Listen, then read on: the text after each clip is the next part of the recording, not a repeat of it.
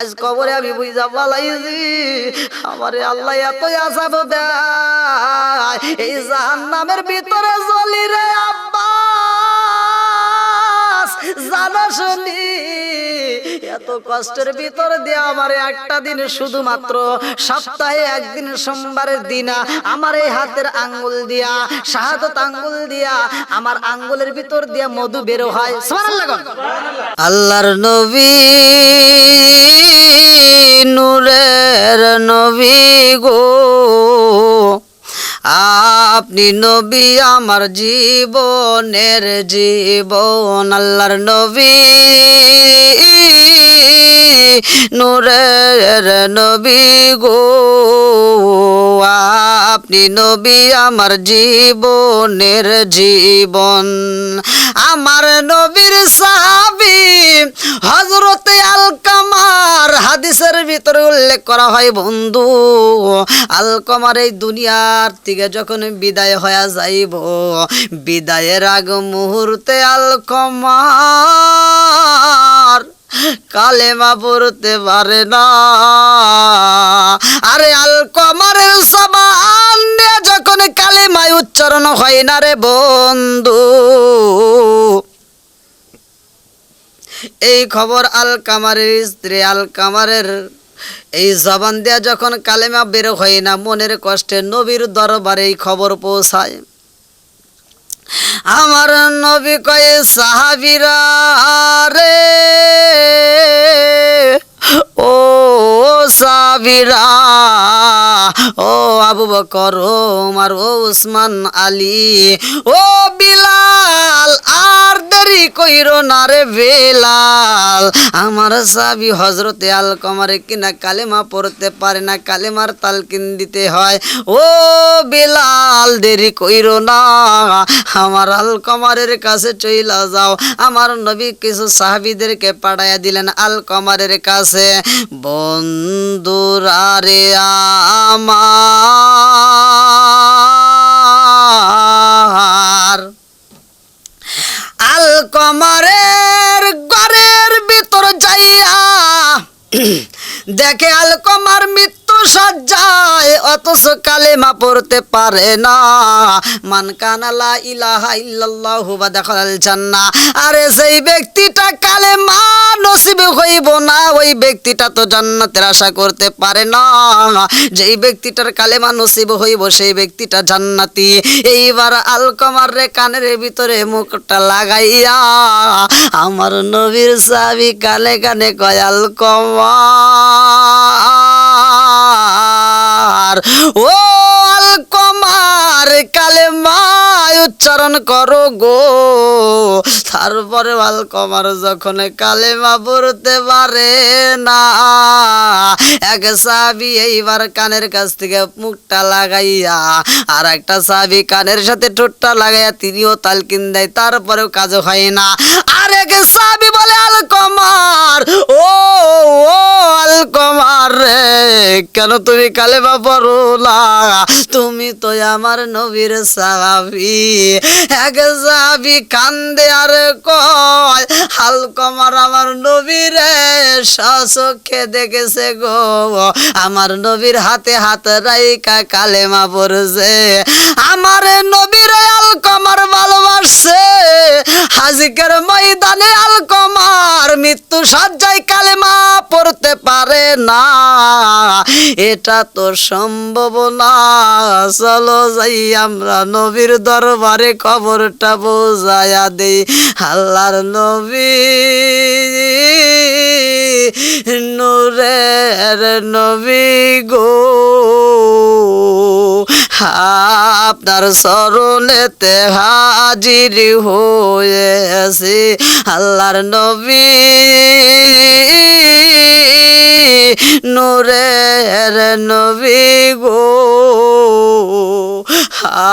আপনার চরণেতে স্বীকার করেছি আমার মতো অপরাধী মিজানের পাল্লা উঠাই যদি আমি ক্ষমা পাওয়ার আশা না রাখি, আমার মতো অপরাধী মিজানের পাল্লা উঠাই যদি আমি ক্ষমা পাওয়ার আশা না রাখি, আপনার মুহানে লাশে যাবিনি পাবো আসে, আপনার মুহানে লাশে যাবিনি পাবো আসে, আপনার চরণেতে স্বীকার করেছি আল্লাহর নবী নূরের নবী গো, আপনার চরণেতে হাজির হয়েছি আল্লাহর নবী নূরের নবী গো, আপনার চরণেতে স্বীকার করেছি। আমার নবীর দরবারে সাহাবীরা বলে ইয়া রাসূল আল্লাহ, নবী গো নবী গো নবী গো, আপনার সাহাবী হযরতে আলকামার মৃত্যু শয্যায় পইরা রয়েছে গো নবী। আলকামার কালেমা পড়তে পারে না, কত তালকিন দিলাম আলকামারের জবান দিয়ে কালেমা বের হয় না। আমার নবী এইবার সাহাবীদের সামনে আলকামারের স্ত্রীরে বলে, তোমার স্বামীর আর কে কে আছে গো? বলে আমার শাশুড়িটা বাচ্চা আছে, ঘরের কোণে চোখের পানি ছাইরা দিয়া কান্দে। আমার নবী কই দেরি কইরো না, তোমার শাশুড়িরে আমি নবীর দরবারে আসতে বলবা, আমি নবী খবর দিছি তার কাছে খবরটা পৌঁছায়া দিবা। এইবার আলকামারের স্ত্রী গো তিনি সাথে যায়, আমার নবীর সাহাবীদের কেউ পাঠাইয়া দেয়। এইবার আলকামারের মায়ের কাছে যাইয়া খবর দেয়, তোমারে আমার নবীর দরবারে ডাকেছে গো, আমার নবী তোমারে ডাকেছে, তোমাকে কথা বলবে। আলকামারের মা বলে আমার হাঁটতে কষ্ট হয়, আমার চলাফেরা করতে কষ্ট হয়, তবু আমি যারে জীবনের চাইতে বেশি ভালোবাসি গো। লা ইউমিনু আহাদুকুম হাত্তা ইয়াকুনা হাব্বা ইলাইহি মিন ওয়ালিদিহি ওয়া ওয়ালাদিহি ওয়ান নাস আজমাইন। জীবনের চাইতে যারা বেশি ভালোবাসার কথা গো, আমার রহমাতাল লিল আলামিন নবীর আমি জীবনের চাইতে বেশি ভালোবাসি। আমার রহমতের নবী ডাকিছে, আমি বুড়ি মা ঘরের ভিতর বইসা বেয়াদবি করতে পারবো না, আমার যদি রাস্তায় মরণ হয় তাতে কোনো দুঃখ নাই, আমি নবীর ডাকে সাড়া দিতে চাই। ওয়ামা আরসালনাকা ইল্লা রাহমাতাল লিল আলামিন। আমার রহমতের নবী আমার ডাকেছে গো, আমি আর দেরি করতে পারবো না। আলকামারের মা একটা লাঠি হাতে নিয়ে এইবার ধীরে ধীরে রওনা দিছে রে বন্ধু। সাহাবীরাও সাথে যায়। আলকামারের মায়ের আমার নবী কয় মা গো, ও মা তোমার সন্তান আলকামার মৃত্যু শয্যায় কান্দে, চোখ দিয়া টকবক করে পানি বের হয়, কিন্তু কালেমা পড়তে পারে না।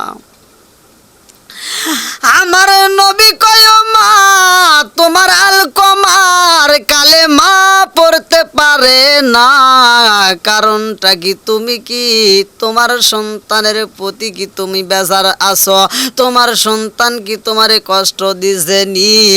এই কথা শোনার সাথে সাথে আলকমারের মা চোখের পানি ছাইরা দিছে রে বন্ধু।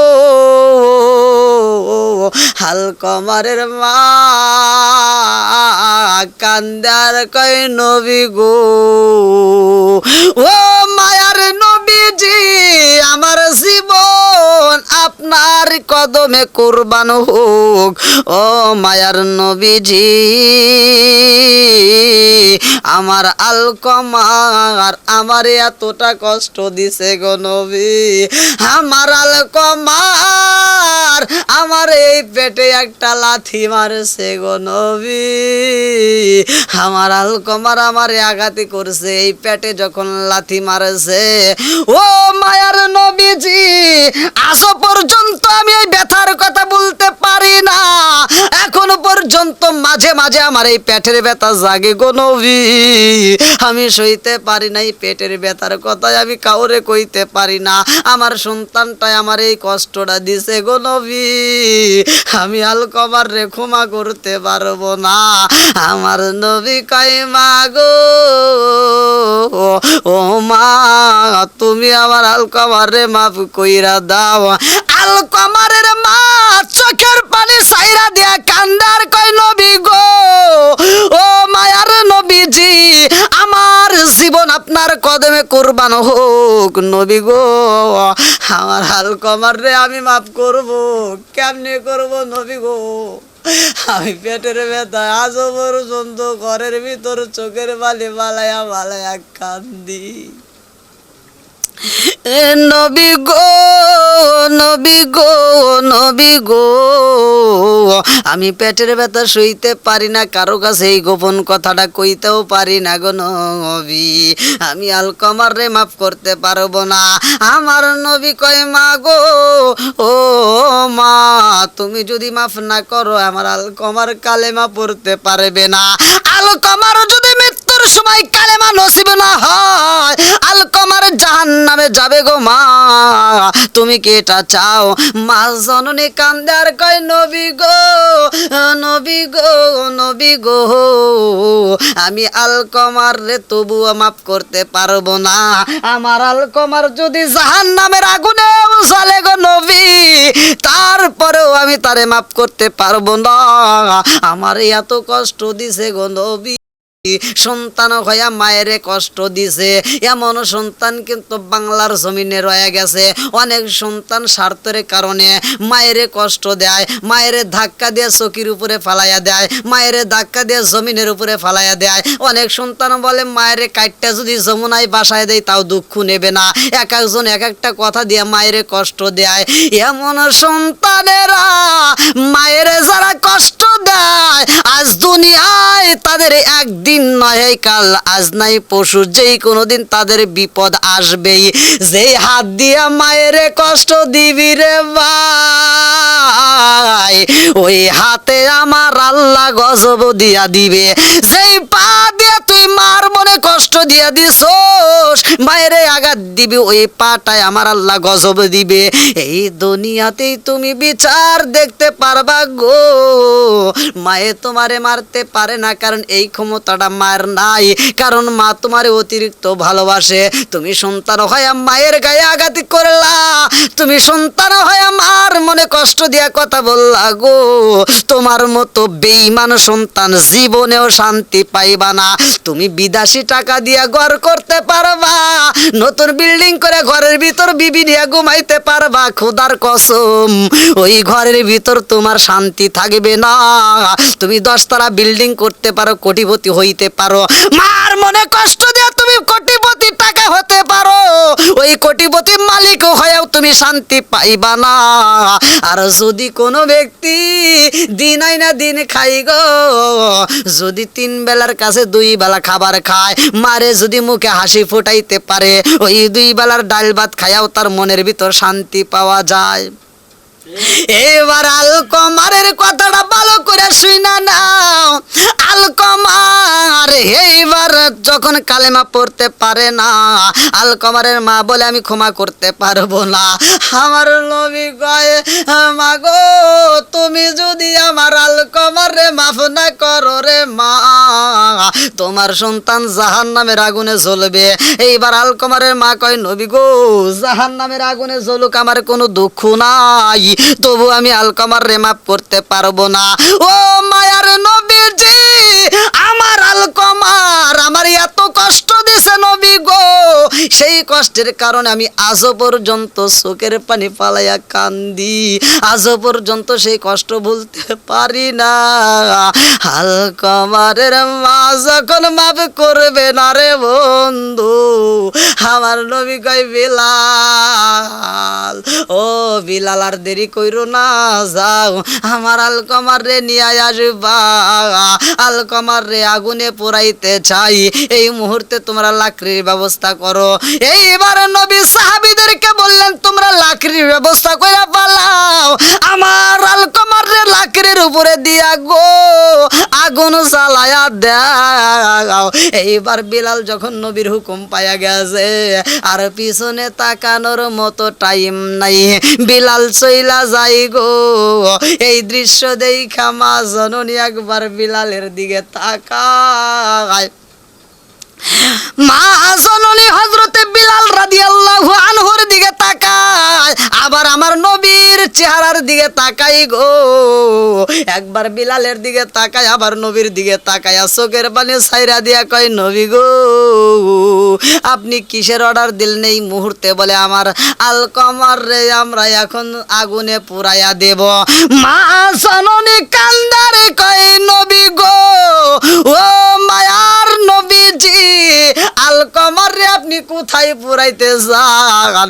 বলে, মা গো তোমার চোখের সামনে তোমার সন্তান রে পুরাবো, তোমার চোখের সামনে সন্তান রে পুরাবো। এইবার মা জননী কান্দারে কয়, ও মায়ার নবীজি, আমার চোখের সামনে আপনি আমার সন্তানটারে পুরাইয়েন না, আমার চোখের সামনে আপনি আমার সন্তানটারে পুরাইয়েন না। আরে কিছু কিছু বেয়াদব সন্তান আছে, মার সামনে বাবার সামনে সন্তানরে আঘাত করে গো, ভাই হইয়া ভাইয়ের গায়ে আঘাত করে, এমন অজাত কুজাত কিছু সন্তান আছে, ওই মার মনে কষ্ট দেয়। এটা ভালো কইরাই জানে মায়ের সন্তান, 5টা সন্তান থাকলে 5টাই মায়ের কাছে আপন। আরে মা জননী কত ভালোবাসে, একটা হাতে 5টা আঙ্গুল থাকে, একটা আঙ্গুল কাটলে যেমন ব্যথা লাগে, 2টাও কাটলে তেমন ব্যথা লাগে, 3টাও কাটলে তেমন ব্যথা লাগে। ওই মায়ের সামনে যদি কোনো সন্তানকে এক ভাই যদি আর এক ভাই আঘাত করে, মার কলিজাটা বাগ বাগ হয়ে যায়। তুমি বাইব না রে চান্দু, তুমি এক ভাইকে আঘাত করছো, মায়ের চোখের সামনে তুমি সুখে থাকবা, এটা সম্ভব না। খোদার কসম, আমার আল্লাহর গজব তোমার উপরে অবশ্যই আসবে, কারণ মা সত্য, মা সত্য, এর ভিতরে কোনো ভুল নাই। মায়ের অভিশাপ অবশ্যই তোমার প্রতি লাগবে, এটার ভিতরে কোনো সন্দেহ নাই। মা দোয়া করলেও লাগবে, মা বদ দোয়া করলেও লাগবে। আমার নবী বলেছে, মার দোয়া কবুল হইতে কোনো পর্দা থাকে না। আমরা দোয়া করলে আসমান এবং জমিনের মাঝখানে ঝুলন্ত থাকে যতক্ষণ পর্যন্ত আমরা দরুদ না পড়ি, কিন্তু মায়ের দোয়া বদ দোয়া দুটাই কবুল হয়ে যায়, কোনো পর্দা থাকে না। বন্ধুরা রে আমার, আলকমারের মা জননী চোখের পানি ছাইরা দিয়া কান্দার কয়, নবী গো আমার সন্তানরে আপনি আমার চোখের সামনে পোড়াবেন, এটা হতে পারে না, এটাই আমি মা জননী সইতে পারবো না। এইবার আমার নবী কয়, মা গো ও মা, তোমার সামনে তোমার সন্তানটাকে পোড়াই আমরা শেষ করব, কারণ এই সন্তানটা তো জাহান্নামের আগুনে জ্বলবে। ও মা, তুমি যদি মাফ না করো জাহান্নামের আগুনে জ্বলবে, আর তুমি যদি মাফ কইরা দাও তাইলে জাহান্নামের আগুনে জ্বলবে না। যেহেতু তুমি মাফ করবা না, আমি নবী ওরে দুনিয়ার আগুনে পোড়াইতে চাই। এইবার আলকমারের মা কান্দে আর কয়, নবী গো নবী গো নবী গো, আমার আলকমার রে আপনি পুরাইতে চান আমার চোখের সামনে, এটা সম্ভব না। ও মায়ার নবীজি, আমি মা জননী বাচ্চা থাকতে আমার সন্তান রে আপনি আমার চোখের সামনে পুরাইবেন, আমার নারী সেরা দোন রে আপনি আমার চোখের সামনে জ্বালাইয়া পুরাইয়া দিবেন, এটা তো আমি মা জননী মাইনা নিতে পারি না। আমার নবী কয় তুমি মা যদি নাও মানতে পারো তারপরেও পুরাইতে হবে, কারণ তুমি যদি মাপ না করো এর চাইতে কঠিন আযাব আমার আল্লাহ আলকমার রে জাহান্নামে দিব। এই কথা শুই না আলকমারের মা কান্দার কয় নবী গো, নবী গো, ও মায়ার নবীজি, এই মুহূর্তে আমি আমার সন্তান রে মাফ কইরা দিলাম।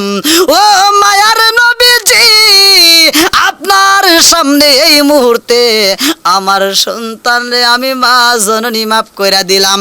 এই কথা যখন মা বইলা দিছে গো, আলকমারের জবান দিয়া তখন মধুর কালেমা উচ্চারণ হয়ে যায়। চিৎকার মেরে কন্যায় আল্লাহু আকবার।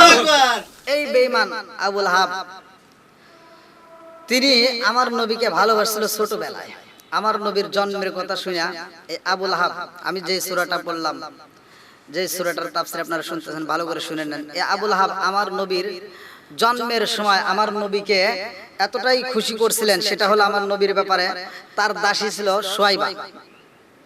সুয়াইবা এসে বলছিল যে হে নেতা, আপনার এই মুহূর্তে আপনার ঘরে এমন একজন ব্যক্তি আগমন করছে যিনি চাঁদের চেয়েও সুন্দর, জোরে কোন সুবহানাল্লাহ। আর আবুল আহাব এটা শোনার পরে আবুল আহাব খুশি হয়া শাহাদাত আঙ্গুল তেলে বলছিল, হে সুয়াইবা, তুমি আমাকে যেই খবরটা দিলা আমি খুশি হয়ে তোমাকে এই মুহূর্তে মুক্ত করে দিলাম, জোরে কোন সুবহানাল্লাহ। আরে মুক্ত কইরা দিছিল রে বন্ধু, ভালো করে শুই না নাও। এই বেঈমানে আমার নবীরে এত কষ্ট দিছে রে জগৎবাসীরা, এই বেঈমানে এত কষ্টটাই আমার নবীরে দিছে। আমার নবীর প্রথমে একটা মেয়ের যখন বিয়ে করাইছিল রে বন্ধু, তারপরে আর একটা মেয়ে নেওয়ার জন্য প্রস্তাব দিছিল, আমার নবী কিন্তু রাজি হয় না। তারপরে বুঝাইছে, আমার নবীরা এতটা বুঝাইছে, নবী গো, তোমার একটা মেয়ে নিয়ে আমার মনের আশা পূর্ণ হয় নাই, একটা মেয়ে নিয়ে আমার স্বাদ মেটে নাই, আর একটা মেয়ে আমি আর একটা ছেলের জন্য নেব, এরকম বুঝাইয়া নিছিল। ভালো করে শুনবা, এই বেঈমানটা মারা যাওয়ার পরে এই বেঈমানের কবর এমন একটা জায়গায় দেওয়া হয় গো, যেই জায়গাটার কবরটাকে উল্লেখ করে আব্বাস রাদিয়াল্লাহু আনহু তিনি স্বপ্নে দেখেন। আব্বাস স্বপ্নে দেখতেছে যে আবুল আহাব কবরের ভিতর জাহান্নামের আগুনের ভিতর জ্বলতেছে। জ্বালাইকে আরেকটু বলেন, জ্বালাইকে। আব্বাস স্বপ্নের ভিতরে দেখতেছে সে আগুনের ভিতর জ্বলতেছে। বুখারীর হাদিস, সহিহ হাদিস। মাজা লাকিতা ইয়া আবুল আহাব, হে আবুল আহাব তুমি কবরে কেমন আছো? আবুল আহাব উত্তর করতেছে, হে আব্বাস, ও আব্বাস, আমি তোমাদেরকে ছাইরা আজ কবরে রে আব্বাস, আমি কবরের ভিতরে ভালো নাই, আমি কবরের ভিতরে ভালো নাই। বলে কেন, কি হয়েছে? এইবার আবুল আহাব কান্দার কয়, আব্বাস রে,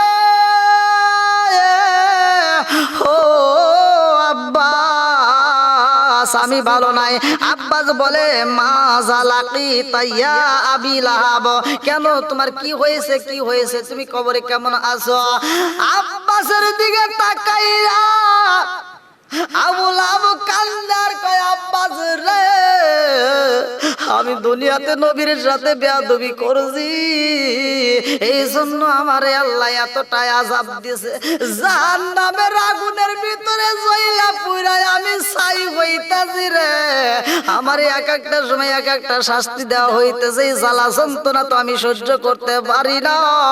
বলে কবরের ভিতরে এত জ্বালা যন্ত্রণা হয়, তোমার কি একটু আরাম নাই? বলে না না, আমি একটু আরাম পাই গো, আমি একটা দিনে আরাম পাই, সপ্তাহে মাত্র একটা দিনে কবরের ভিতরে আমি শান্তি পাই, তা আগুনের ভিতরে তাইকা সর্বনিম্ন আযাব দেওয়া হয় গো। কিতাবের ভিতরে উল্লেখ করা হয় এক জোড়া জুতা, যেই জুতাটা হলো আগুনের তৈরি, এই জুতাটা পায়ে পরাইয়া দিলে মাথার মগজগুলো টকবক করে ছিটে ছিটে পড়ে।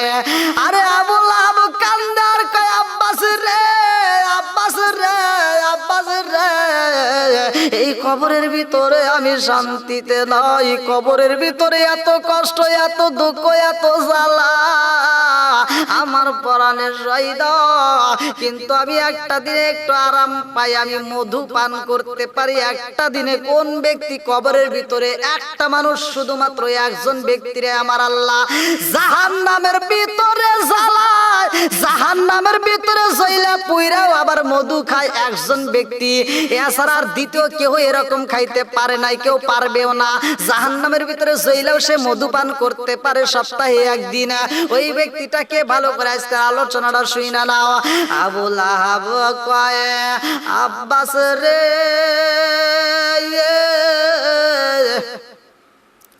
আমি নবীরে অনেক কষ্ট দিছি, অনেক দুঃখ দিছি, তারে জেলখানার ভিতরে বন্দি করে কষ্ট দিছি, কত রকমের দুঃখ দিছি, তারে ঠিক মতো খাইতে দেই নাই, ঠিক মতো পড়তে দেই নাই।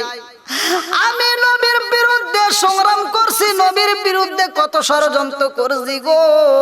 আজ কবরে আমি বুঝা পালাইছি আমারে আল্লাহ এত আযাব দেয়, এই জাহান্নামের ভিতরে জ্বলি রে আব্বাস, জানা শুনি এত কষ্টের ভিতর দিয়ে আমার একটা দিন, শুধুমাত্র সপ্তাহে একদিন সোমবারের দিন আমার এই হাতের আঙ্গুল দিয়া, শাহাদত আঙ্গুল দিয়া, আমার আঙ্গুলের ভিতর দিয়া মধু বের হয়। সুবহানাল্লাহ।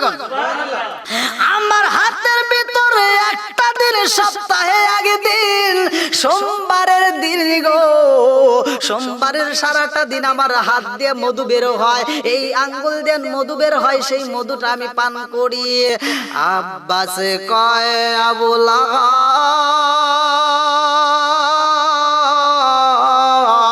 জাহান্নামের আগুনের ভিতরে জ্বলা পুইরাও তুমি মধু পান করো, কারণটা কি? এই মধু তুমি কই পাইলা? আরে আবু লাহাব কান্দার কয় আব্বাস রে,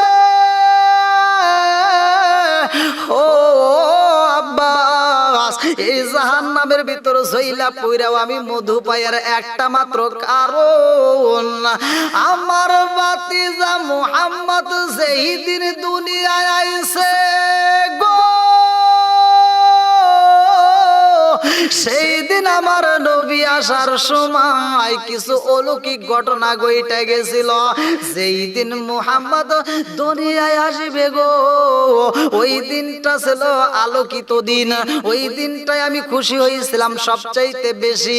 এত খুশি হয়েছিলাম এ বন্ধুরা, কিতাবের ভিতর উল্লেখ করা হয়, আমার আল্লাহ তাআলা পবিত্র কোরআনুল কারীমের ভিতর বললেন, তোমরা মা বাবাকে ইহসান করো, ওয়াসাইনাল ইনসানা বিওয়ালিদাইহি ইহসানা, মা বাবাকে ইহসান করো, তাদেরকে দয়া করো, তাদেরকে ভালোবাসো। আর আমার নবী, দয়াল নবী, মায়ের নবী বলছেন, আবি হুরায়রা থেকে হাদিসটি বর্ণিত, তিনি বলেন রাসূল করিম সাল্লাল্লাহু আলাইহি ওয়াসাল্লাম বলেছেন, ওয়ালা আলা আওলাদিকুম, সন্তানের উপর বদদোয়া করবে না। মা বাবা যদি সন্তানকে বদদোয়া করে, আমার আল্লাহ তাআলা তাও কবুল করে। এই হাদিসটার ভিতরে আল্লাহ তাআলা এটাই বুঝাইছে আমার রাসূলকে, যে মা বাবা এমন একটা সম্পদ যেটা স্বার্থ ছাড়া পৃথিবীতে যদি কোনো ব্যক্তি ভালোবাসে, সেটা হলো মা আর বাপ। বন্ধুরা রে আমার, চাঁদপুরে বাস স্ট্যান্ডের জমিনে এক পাগল আছে, ল্যাংটা পাগল।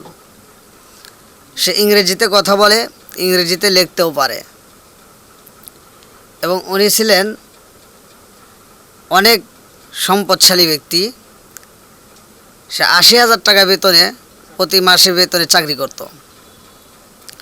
বন্ধুরা রে আমার, পৃথিবীতে মানুষ যদিও ভাই ভাইয়ের ভিতর দ্বন্দ্ব লাগে, একটা মাত্র কারণ, সেটা হলো স্ত্রীর কারণ। নারীর কারণেই দেখবেন যত সমস্ত ঝগড়া ফাসাদ যাই কিছু হয় একমাত্র নারীদের কারণে।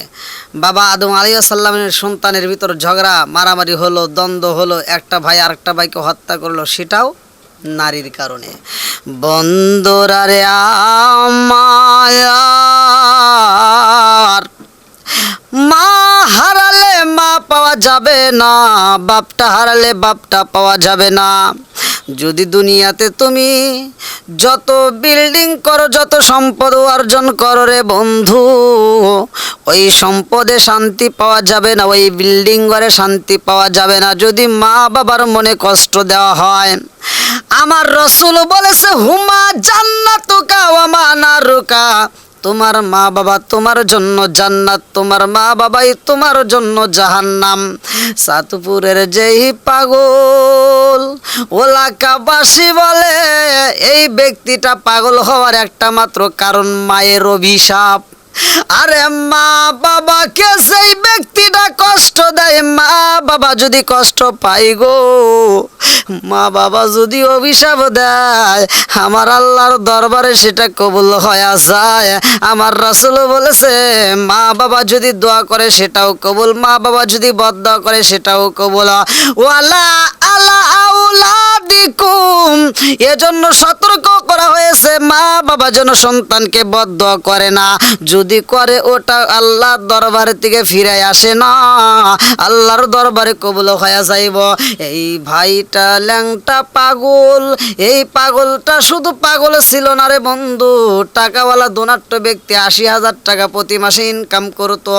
নতুন বউ পাইয়া বইয়ের প্রতি এত পাগল হয়ে গেছে গো, এই বইয়ের কারণে মার মনে কষ্ট দিছে, এই বউয়ের কারণে মার মনে আঘাত দিছে, এই বইয়ের কারণে মায়ের কষ্ট দেওয়ার কারণে।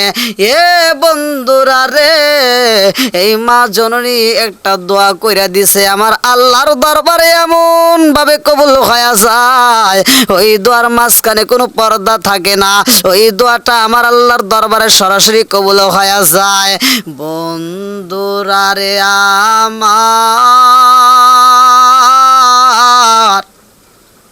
বউতে বলতেছে যে তোমার মা খারাপ, তোমার মায়ের সাথে সংসার করা যাবে না। এক এক সময় এক একটা কথা বলে স্বামীকে মেজাজ খারাপ করে দেয়, স্বামীর মনে কষ্ট দেয়। এরকম মহিলারা ঘরে ঘরে অহরহ দেখা যায়। তো কোনো একদিন ওই ছেলেটা বাসার ভিতর ঢুকছে, বাসার ভিতর ঢুকে দেখে বউ একদিকে মুখ করে, স্বামী আর একদিকে মুখ, মা আর একদিকে মুখ করে বসে আছে, অর্থাৎ বউ শাশুড়ি। বন্ধুরা রে আমার, স্বামী যায় দেখে বউটা একদিকে মুখ করা, মা জননী আর একদিকে মুখ করা। আরে দুইজনের মনের ভিতরে না জানি কত কষ্ট রয়ে গেছে, বউ শাশুড়ির ভিতর কি এমন দ্বন্দ্ব লাগা গেছে গো, এই দ্বন্দ্বের কারণে সংসারের ভিতর অশান্তির আগুন জ্বলে রে বন্ধু। এইবার এই অশান্তির আগুনের ভিতরে রে বন্ধু, ওই ছেলেটা বাড়ির ভিতর ঢুইকা দেখে বউয়ের মনটা খারাপ, মায়ের কাছে যা দেখে মায়ের মনটা খারাপ, বউয়ের কাছে যায় বলে কি হয়েছে, বাড়ির ভিতর কি এমন সমস্যা। বউটা কানতে কানতে কয়, তোমার মায়ের যদি এই বাড়ির ভিতরে রাখো গো, এই বাড়ির ভিতর আমি থাকতে পারবো না, তোমার মায়ের যদি এই বাড়ির ভিতর থাকো আমি তোমার বাড়িতে থাকতে পারবো না, আমি চলে যাব বাবার বাড়ি। এইবার সন্তান চাইয়া মায়ের বলে, মা গো ও মা, আমার বউয়ের সাথে তুমি এত দ্বন্দ্ব করো, কারণটা কি? তুমি আমার বউরে কি পছন্দ করো না? এক কথায় দুই কথা, বউয়ের কথা শুই না। বউ কয়, এইভাবে বললে চলবে না, তোমার মায়েরে তুমি বাড়ির থেকে বের করে দাও, তা না হলে আমি তোমার সংসারে থাকবো না।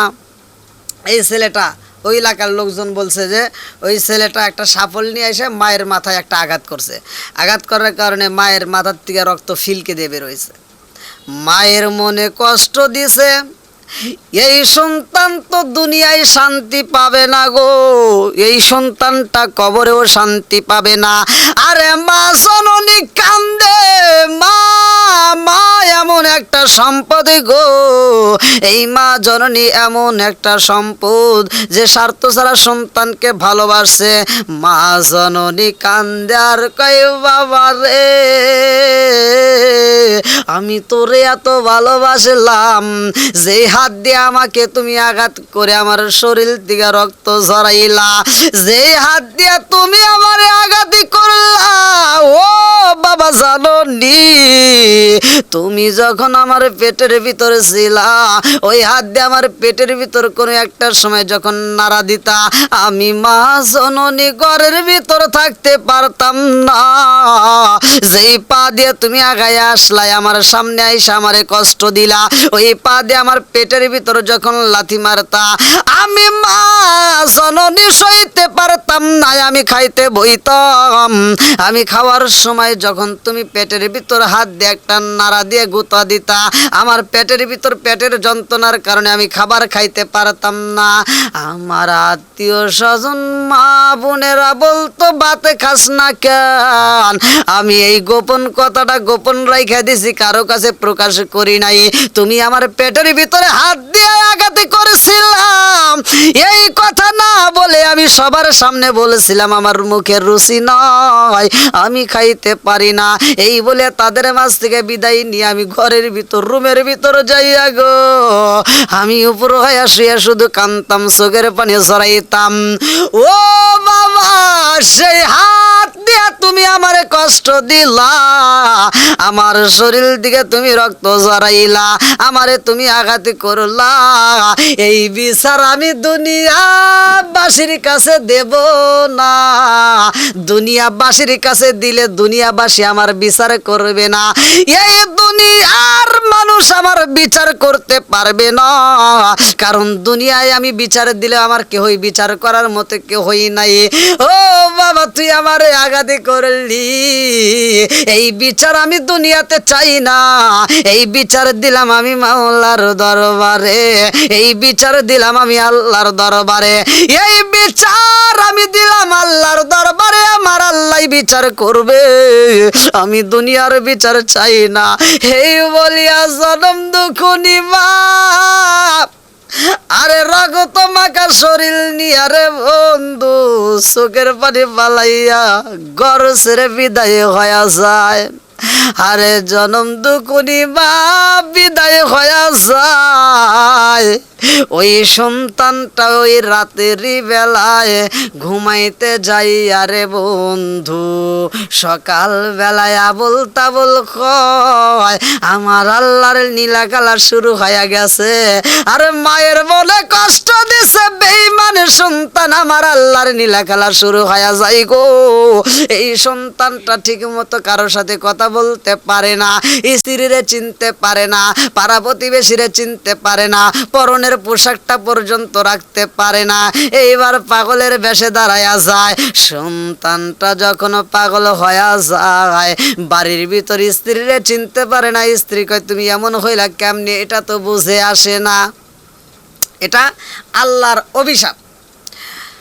আল্লাহ বলতেছে তুমি মার মনে কষ্ট দিবা আর তুমি সুখে থাকবা, এটা সম্ভব না, কারণ মা অভিশাপ করে ফেলাইছে, এটা আল্লাহ কবুল করে ফেলাইছে।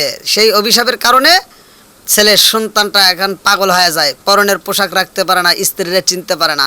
এইবার স্ত্রী তারে ভালোবাসা দিয়া বোঝায়, আরে যতই ভালোবাসা দাও, তোমার কত ভালোবাসা দিবা, মা জননীর মতো এমন ভালোবাসা পৃথিবীতে কেউ দিতে পারে না। এই জনম দুঃখিনী মায়ের মনে কষ্ট দিয়া মারে বাড়ির থেকে বের করে দেওয়ার কারণে আমার আল্লাহ এটা সহ্য করতে পারে না। আমার আল্লাহ বলে ওয়াকাদা রব্বুকা আল্লা তা'বুদু ইল্লা ইয়াহু ওয়া বিল ওয়ালিদাইনি ইহসানা, তোমরা মা বাবাকে ইহসান করো, মা বাবাকে দয়া করো, মা বাবাকে ভালোবাসার কথাই আমার আল্লাহ বললেন ওয়াকাদা রব্বুকা আল্লা তা'বুদু ইল্লা ইয়াহু ওয়া বিল ওয়ালিদাইনি ইহসানা। তুমি ইহসান এমন ভাবে করলা, মায়ের মাথায় বাড়ি দিয়া মাথারা ফাটাইয়া রক্ত বের করে দিলা। আরে রক্ত মাখা শরীর নিয়ে মা যখন বাড়ির থেকে বের হয়ে যায়, আরে দুনিয়াবাসী যদিও সহ্য করে গো, আমার আল্লাহ তো সইতে পারে না। আমার আল্লাহ এইবার গজব শুরু কইরা দেয়। সন্তানটা পাগল হয়, সন্তানটা স্ত্রীরে চিনতে পারে না। স্ত্রী মাথায় পানি দেয় গো, এইবার তারে কত যত্ন করে কোনো কাজ হয় না। যত যত্ন করে, যত সেবা করে, তত পাগলামি বাইরা যায়। ডাক্তারের কাছে যায়, কাজ হয় না। কবিরাজের কাছে যায়, কাজ হয় না। কত ধারে ধারে গুইরা চিকিৎসা করে, কাজ হয় না। কত জায়গায় ঘোরার পরেও যখন কাজ হয় না, স্ত্রী কয় এমন স্বামীর সংসার করা আমার দ্বারা সম্ভব না। তুমি কষ্ট দিয়া মারে বাড়ির থেকে বের করে দিছাও, আর তুমি সুখে থাকবা? দেখো আমার আল্লাহর কি লীলা খেলা। চাঁদপুরের বাস স্ট্যান্ডে সে ল্যাংটা পাগল, ইংরেজিতে কথা বলে, ইংরেজিতে লিখতেও পারে, অথচ ল্যাংটা হয়ে রয়ে গেছে। ৮০,০০০ টাকা বেতন পাইতো, কিন্তু মায়ের অভিশাপে আজ রাস্তার পাগল। এজন্য মায়ের মনে কষ্ট দেওয়া যাবে না। আর আল্লাহর রসুল বলছে হুমা জান্নাতুকা আমা নারুকা, তোমার মা বাবা তোমার জন্য জান্নাত, মা বাবা তোমার জন্য জাহান্নাম। এই মাকে যদি খুশি করতে পারো, স্বয়ং আল্লাহ খুশি, আমার রসুল খুশি। মায়ের মনে কষ্ট দিবা, আমার আল্লাহ কষ্ট পাবে, আমার রসুলও কষ্ট পাবে। মায়েরা যদি হাসাইতে পারো, স্বয়ং আমার আল্লাহ এবং আমার রসুল হাসে। আল্লাহর রাস্তায় যারা জীবন দেয়, আল্লাহ তাআলা বলেন তারা মরে না। জিহাদের ময়দানে এক সাহাবী এমন যুদ্ধ শুরু করছেন, যে সাহাবীটার যুদ্ধ দেখে অন্য অন্য সাহাবীরা বলতেছে ইয়া রাসূলুল্লাহ, নবী গো, ও মায়ার নবীজি, আজকের যুদ্ধের ময়দানে, আজকের যুদ্ধের ময়দানে সব চাইতে বেশি সব পাবে বুঝি আমার ওই সাহাবী ভাই। আমার নবীর দিকে তাকাইয়া আর এক সাহাবী কান্দে আর কয় ইয়া রাসূলুল্লাহ, নবী গো, এরকম যুদ্ধ করা তো আমি অন্য কাউরে দেখি নাই। ইয়া রাসূলুল্লাহ, নবী গো, আমার ওই সাহাবী ভাই কেমন কইরা যুদ্ধ করে, একে একে একে মারতে মারতে কতগুলো কাফের বেঈমানকে দুনিয়া থেকে বিদায় কইরা দেয় গো। এত শক্তি আমার আল্লাহ তার ভিতরে দিছে। নবী গো, আমার মন বলে আজকে জিহাদের ময়দানের পরিপূর্ণ সব বুঝি আমার ওই সাহাবী ভাই পায়া যাইবে। আমার নবী কয়ে সাহাবীরা রে, ও সাহাবীরা, হুয়া ফিন্নার, ওই ব্যক্তিটা জাহান্নামী। আমার নবী বললেন হুয়া ফিন্নার, সে জাহান্নামী। এইবার সাহাবীদের মনের ভিতর আগুন লেগে গেছে। কারণটা কি? এরকম ভাবে জিহাদি করে, আরে কাফের বেঈমানকে হত্যা করে, এত সুন্দর জিহাদি করে গো। আবার এই ভাই মারা গেলে জিহাদে করে শহীদ হইলে জাহান্নামী হইব, এটা আবার কেমন কথা বলল? এইবার আমার নবী কয় সাহাবীরা রে,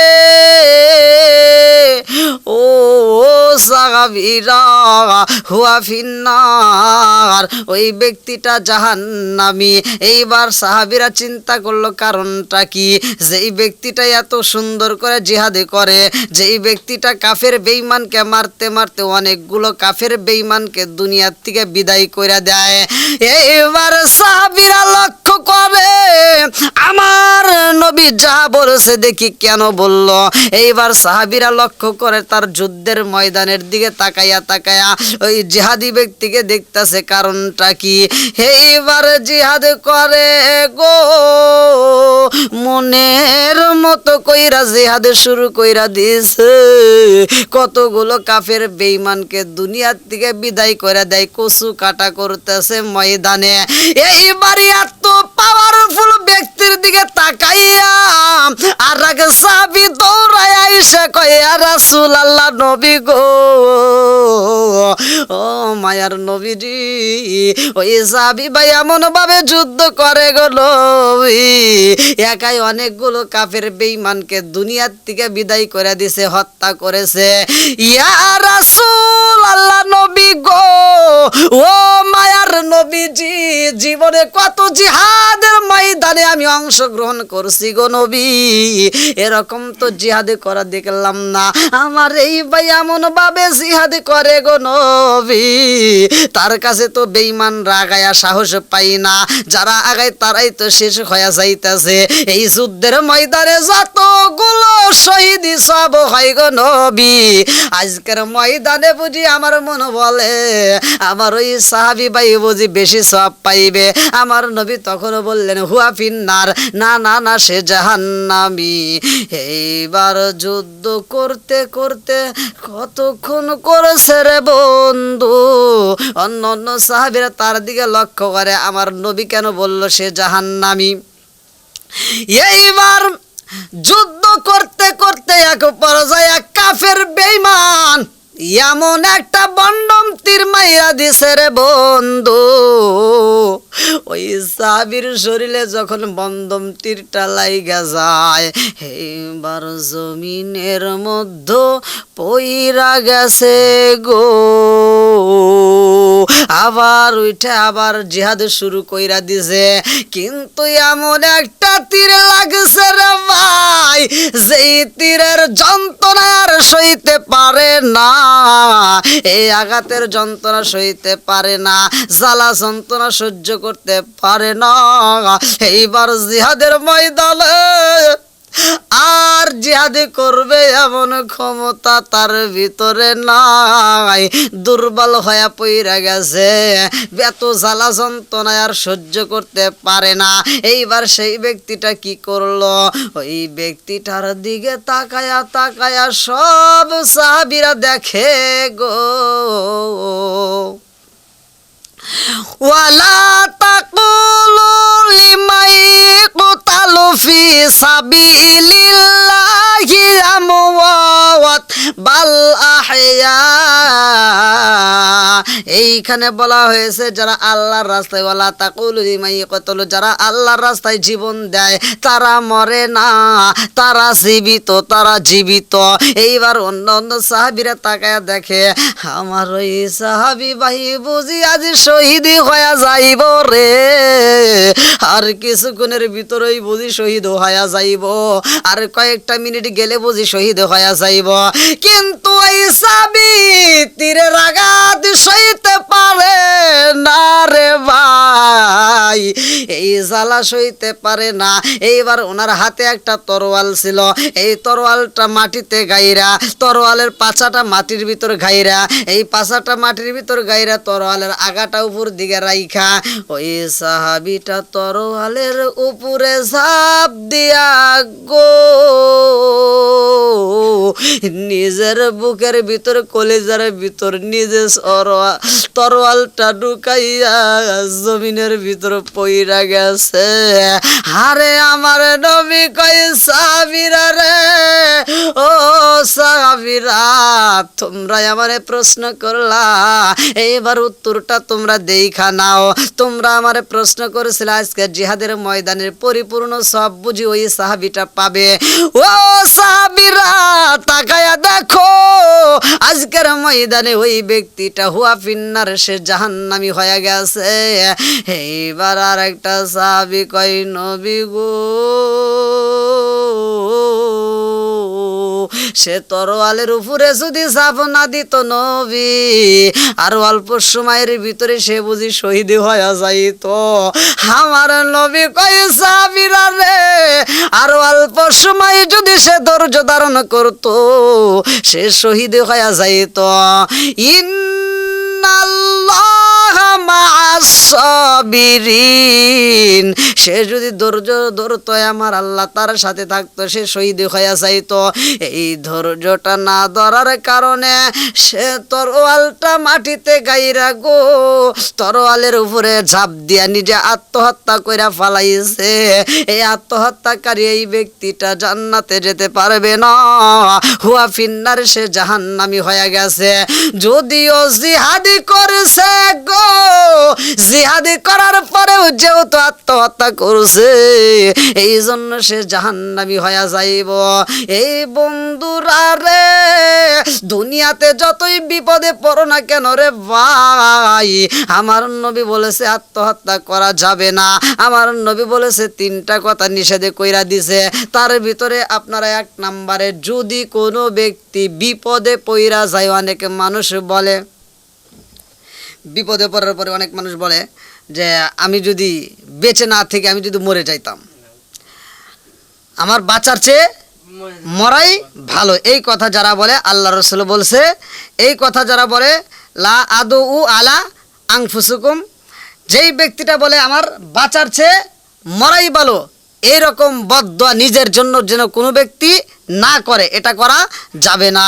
2 নম্বরে আমার নবী বলেছেন, ওয়ালা তাদু আলা আমওয়ালিকুম, যেই ব্যক্তিটার টাকা পয়সা ধন দৌলত বেশি হইব রে, ওই ব্যক্তিটা যদি বলে আমার টাকা পয়সা থাকার চেয়ে না থাকাই ভালো, আমার টাকার জন্য আজকে আমার ঝামেলা, টাকায় যদি আমার না থাকতো, পয়সা যদি না থাকতো, তাহলে আমার ভালো হতো, এরকম বদদোয়াও নিজের জন্য করা যাবে না।